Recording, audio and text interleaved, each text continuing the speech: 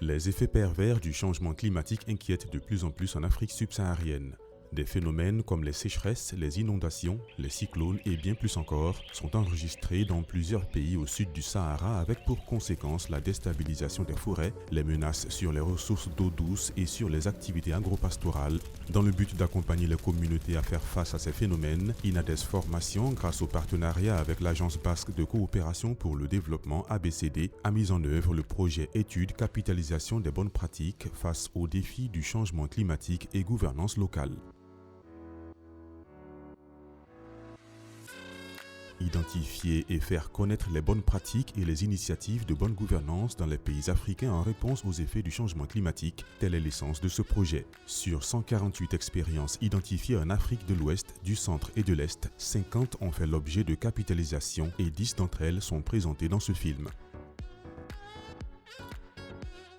En Afrique de l'Ouest, 4 expériences sont concernées. 2 expériences au Burkina Faso. La première s'est focalisée sur la sauvegarde de l'environnement naturel par la lutte contre les feux de brousse, le braconnage et les coupures abusives de bois.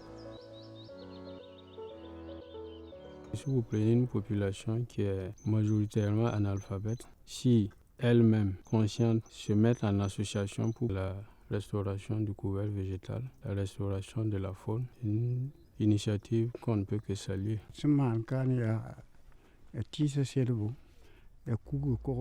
Nous plantons les arbres, surveillons les alentours. Nous faisons également des pare-feux pour prévenir les incendies. Nous avons également des troupes qui patrouillent jour et nuit pour empêcher le braconnage et la coupe abusive du bois.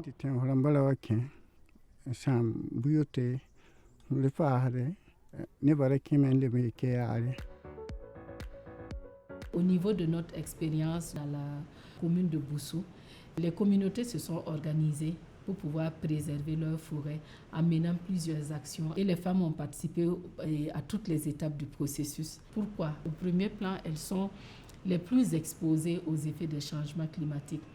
Parce que quand on regarde, ce sont les femmes qui sont chargées de l'approvisionnement en bois, en eau, même en feuilles pour la consommation. Et aussi dans la recherche des solutions de santé à base des produits qu'on trouve dans les forêts.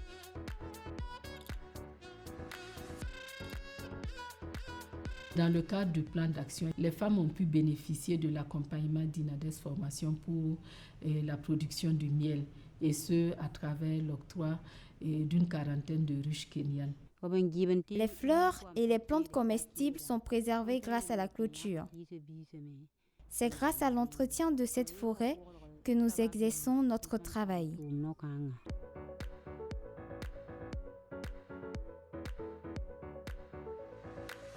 La seconde a consisté à la promotion de l'usage de noix de cajou comme combustible alternatif afin de lutter contre la déforestation due à l'usage abusif de bois de chauffe par les populations. Cuisiner avec la noix de cajou évite des mauvaises odeurs dans la marmite. J'ai demandé à mes sœurs d'arrêter de couper du bois dans la forêt parce que la noix de cajou est un moyen simple et économique pour la cuisine.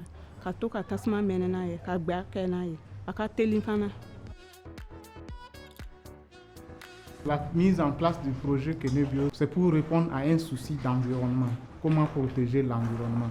En réponse à ce besoin-là, on voit que les populations exercent une très forte pression sur les ressources naturelles. Et la conséquence, c'est une dégradation des ressources naturelles, mais aussi la destruction de la biodiversité. Avant, on utilisait le bois pour pouvoir faire la transformation. Donc, on s'est dit que tout ça, c'est des facteurs qui contribuent à détruire l'environnement. Donc, d'où l'initiative d'utiliser les coques de l'anacarde comme combustible pour le fonctionnement de l'unité de transformation anacarde. L'avantage du four à pyrolyse pour la coopérative, elle est multiple. D'abord, sur le volet environnemental, il n'y a plus de destruction du bois. Donc ça, c'est une question qui est réglée. On utilisait du gaz butane pour pouvoir fonctionner. Ça, on n'utilise plus. Les coques qui étaient jetées dans la nature comme ça, avec source de pollution de la nappe, est aussi une question qui a été réglée.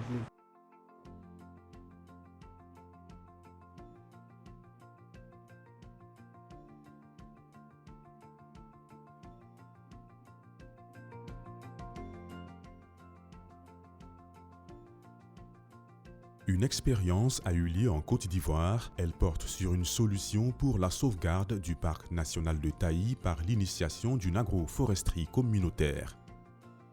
Nous avons pour objectif de conserver ces sites pour qu'ils gardent toutes ces valeurs pour les générations futures. Cette forêt-là, elle nous permet de recevoir la pluie. Parce que partout actuellement, il ne pleut pas. La preuve en est que le riz à moitié a réussi. Or, il y a des endroits où le riz a séché totalement. Si vous travaillez avec les producteurs, vous ne travaillez pas avec les sociétés coopératives, c'est problématique. Il y a, je crois, 10 critères qu'ils doivent respecter pour pouvoir faire certifier leur production. L'une des conditions, puisque vous êtes à la périphérie d'une aire protégée de renommée internationale, vous devez tout faire pour avoir ces labels avec vous. Tous nos producteurs qui sont à proximité du parc, c'est-à-dire Biléon, on prend 25 mètres de la plantation de producteurs. Et cette 25 mètres-là, elle est partie en 2 bandes. La première bande qui fait 10 mètres, où on met plus d'arbres que de cacao. Et la bande de 15 mètres, on a et de l'arbre et de cacao. Donc pour éviter que nos producteurs mettent des activités à l'intérieur de leur protégé, ce projet permet non seulement de passer dans les bandes de 25 mètres, il y a les activités que nous menons. Si tu as au moins 300 pieds, même si les 100 pieds ont produit, l'autre n'a pas produit, ça c'est de l'argent, plus ton argent de cacao. Je suis fier de ça. Le cacao appartient aux hommes. Les femmes ne bénéficient pas du fruit et des retombées du cacao. Et les femmes contribuent énormément à la scolarisation des enfants. Le parc ne doit pas être un élément limitateur de votre bien-être. Il y a des espèces animales qui sont très sensibles. On va développer l'élevage d'escargots à côté pour voir est-ce que ces escargots-là se développent très bien. Ça peut être un indicateur pour nous pour savoir que effectivement les gens utilisent plus de produits biologiques au détriment des produits chimiques. Les produits phyto, c'est pas comme on n'a pas dit de ne pas utiliser, mais il ne faut pas trop doser. On peut faire selon les règlements qu'on nous dit, mais d'autres ne savent pas utiliser. Ça détruit la forêt qu'on dit de protéger. Même si tu vas doser tes médicaments, il ne faut pas que ça soit à côté des forêts. Il faut le laisser à un hectare et puis tu vas faire ton travail avec. On a une limite de plus de 400 km sur terre ferme. On a pour objectif de pouvoir reproduire ce système-là le long de toute la limite.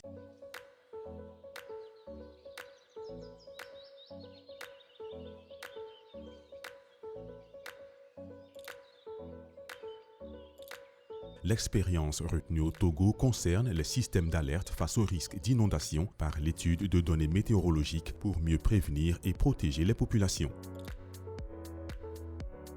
Ici, nous sommes au niveau de l'amont qui a une capacité de 1,715 milliard de mètres cubes d'eau. Nous sommes à l'aval où sort l'eau qui a servi à tourner la machine et où l'eau évacuée en période de trop-plein. Le débit total aval que nous recevons durant une journée est entré dans l'application Fournaise pour savoir en 5 jours ce qui peut se passer dans le premier village ou bien dans tous les villages situés en aval.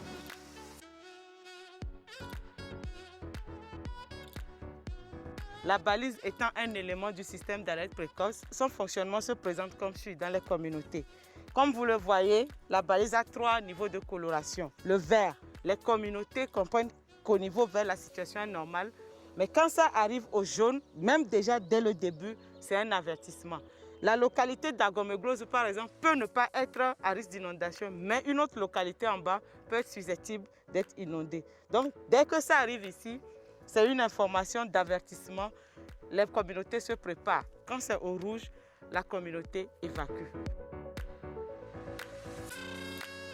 L'Agence nationale de la protection civile coordonne toutes les activités liées à la gestion des risques de catastrophe. Dans le système d'alerte précoce, elle coordonne tous les acteurs qui interviennent, que ce soit dans la préparation, la prévention et l'alerte. Dès que l'autorité a mis le système d'alerte en place, l'autorité a le devoir, et nous l'avons fait, de sensibiliser la population. La population nous écoute maintenant. Et quand il y aura inondation, on peut même laisser déplacer pour aller dans une école quelque part qu'on a préparée pour accueillir la population.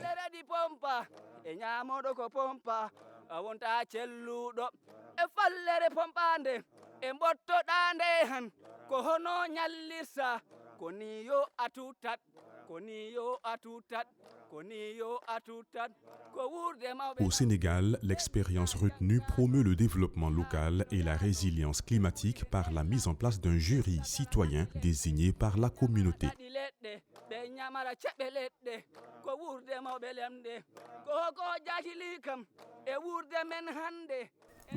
Un jury citoyen doit informer les populations sur les effets du changement climatique. Nous luttons contre la déforestation par le maintien de la fertilisation du sol, l'accroissement de semences et la protection de l'environnement. Ces gens sont issus de la communauté, mais qui œuvrent pour le développement de leur localité. Le rôle du jury citoyen est au-delà même du conseil municipal. Avec le jury citoyen, nous avons les problèmes en même temps et au même niveau.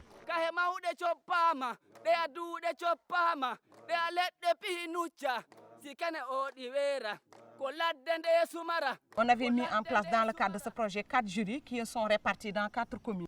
Et les jurys comptent 24 membres. 24 membres mais équités. Il y a 12 hommes, 12 femmes. Aujourd'hui, quand tu prends 6 ans avant ou bien 10 ans avant, le nombre qui exploitait les vallées sont en baisse. Parce que le pourquoi, il y a beaucoup de parties qui sont ensablées. Et ça, c'est un phénomène d'un changement climatique. Et ce qui fait qu'aujourd'hui, il y a beaucoup de femmes qui se déplacent pour aller dans d'autres localités pour chercher des terres parce qu'ils ne peuvent plus exploiter cette partie. Donc ça, c'est un élément qui est là et que les jurys citoyens sont en train de combattre. Essayer de mettre des cordons pierreux pour empêcher l'ensablement. Donc ces cordons pierreux sont implantés tout au long de la vallée avec des vétivers qui sont là pour que demain, même si les cordons quittent, il y a les vétivers qui restent et qui retiennent l'ensablement.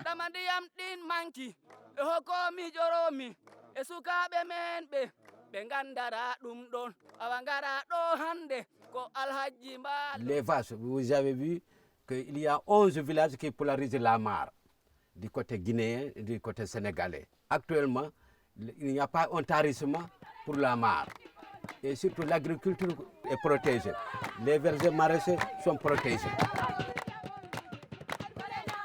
Par rapport au projet, il y avait 1000 ménages. Et chaque ménage, au moins quand on a fait la cartographie, il y avait au moins 15 personnes par ménage. Actuellement, on en reçoit tellement de demandes d'autres communes qui n'en ont pas et qui sont vraiment intéressées par rapport à ces jurys. Et on voit que dans chaque localité où il y a les jurys, on voit qu'il y a une évolution par rapport à beaucoup de questions. En Afrique centrale, au Cameroun, la promotion des pompes à énergie solaire avec pour but l'augmentation des revenus des agriculteurs a retenu les attentions. We have been doing farming for a long time. Nous pratiquons l'agriculture depuis longtemps et le type d'agriculture que nous pratiquons est celle de la subsistance pour laquelle nous utilisions des motopompes qui nous causaient beaucoup de problèmes. This motopump was giving us a lot of problems. À travers ce projet, nous avons réalisé beaucoup de choses avec l'aide qu'ils nous ont apportée. De tous les produits qu'ils nous ont apportés, j'espère que tout le monde a récolté.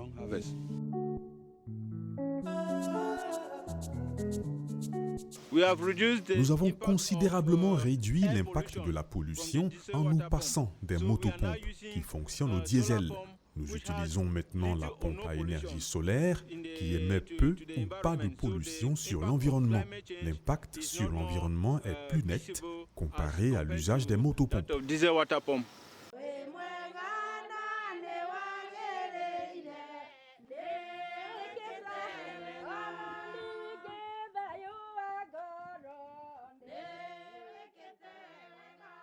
Du côté de l'Afrique de l'Est, des expériences ont été observées au Kenya, au Rwanda et au Burundi. Au Kenya, la première porte sur la promotion des techniques dites de Zaipit relatives aux jardins humides pour renforcer la résilience face au changement climatique des communautés des zones arides.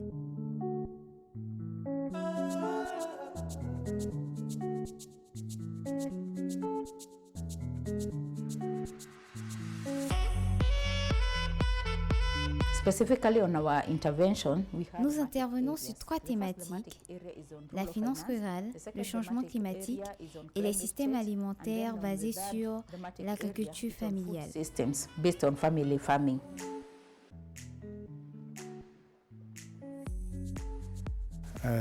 Maintenant, nous avons suffisamment de nourriture. Nous n'avons pas besoin de grandes superficies pour cultiver la terre. Nous cultivons juste une partie, une petite superficie qui nous procure suffisamment de nourriture.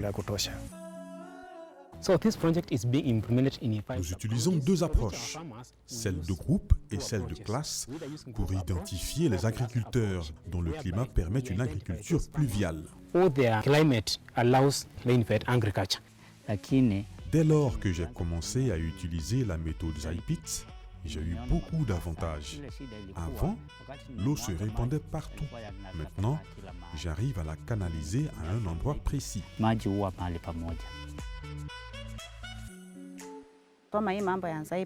Depuis que j'utilise la méthode ZyPit, j'ai constaté beaucoup de changements. Nous avons beaucoup de nourriture à la maison. Même lorsque la pluie est faible, nous constatons les résultats du changement.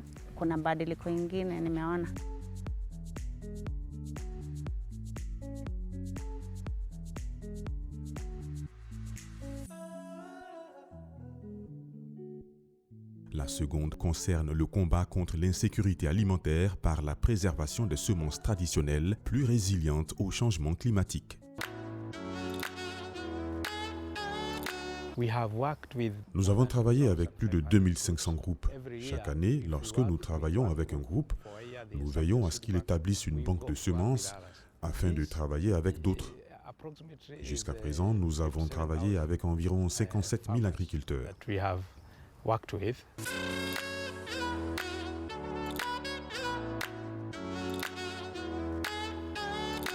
Nous rassemblons des agriculteurs de tous les groupes d'âge pour nous assurer de collecter les connaissances traditionnelles associées à nos variétés locales, comment elles ont été utilisées, quels sont les avantages, leur rendement, leur résistance aux ravages et aux maladies, afin qu'en définitive, nous ayons un dossier montrant que c'est ce qui est disponible dans la communauté.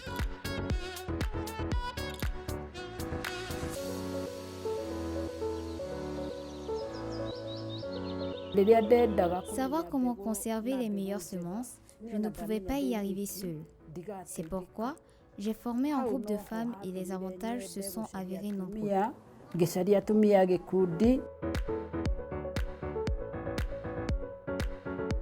Au Rwanda, l'on s'est intéressé aux énergies alternatives pour contrer l'usage abusif du bois de chauffage. Cette expérience contribue également à la réduction de la pollution par une gestion rationnelle des déchets.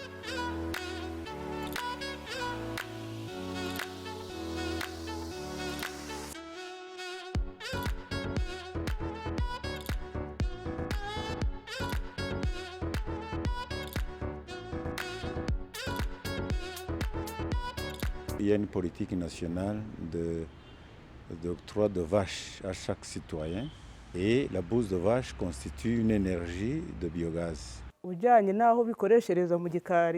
C'est une véritable aubaine pour nous. Ça prend peu de temps pour cuisiner, ça vous garde en bonne santé puisque ça nous éloigne de la fumée et des cendres du feu de bois tout en facilitant le travail.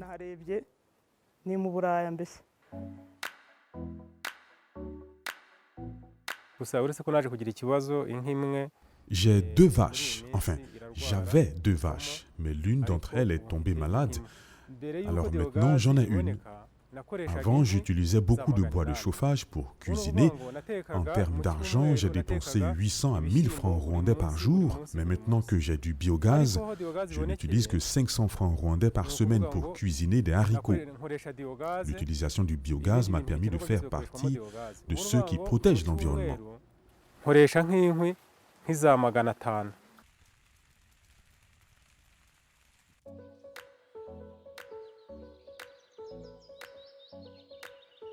Au Burundi, la promotion des systèmes d'information sur le climat pour adapter le calendrier agricole et prévenir les catastrophes naturelles a fait l'objet d'attention. Les ménages sont à la merci de toutes les intempéries, alors que les effets du changement climatique sont devenus monnaie courante. Les exploitations sont exposées à l'érosion. Les exploitations sont exposées à la sécheresse. Avant ce projet, nous cultivions nos champs, mais la pluie détruisait nos semences. Depuis le sommet de cette montagne jusqu'au bas-fond, les arbres, les bananiers étaient noyés par les eaux de pluie.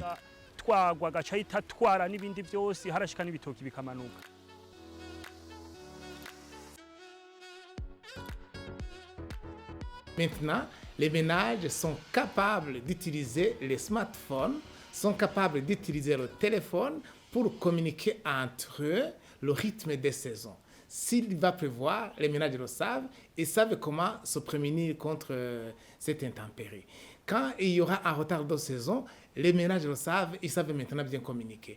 En tout cas, nous sommes très contents et satisfaits de l'étape déjà franchie, mais il reste encore à faire pour qu'on puisse avoir un dispositif régulier de communication pour que les gens ne soient pas surpris par les inondations, par la sécheresse. Il faut que les gens soient prêts à réagir face aux effets du changement climatique. Autre chose, ils nous ont aussi formés dans la multiplication et gruffage des plants maraîchers comme les orangers, avocatiers, maracuja.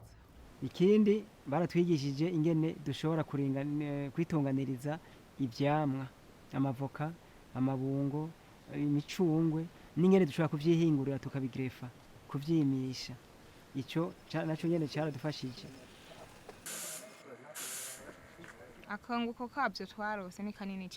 Les avantages de cette formation de la DISCO sont multiples. Nous avons été formés et aujourd'hui nous formons les autres. À titre d'exemple, je pense que vous voyez ce foyer amélioré. Ça, c'est un grand atout pour nous. Du fait que le bois se raréfie, vous voyez que cette technique de cuisson est merveilleuse. Les avantages sont qu'aujourd'hui, ils nous ont montré comment fabriquer nous-mêmes.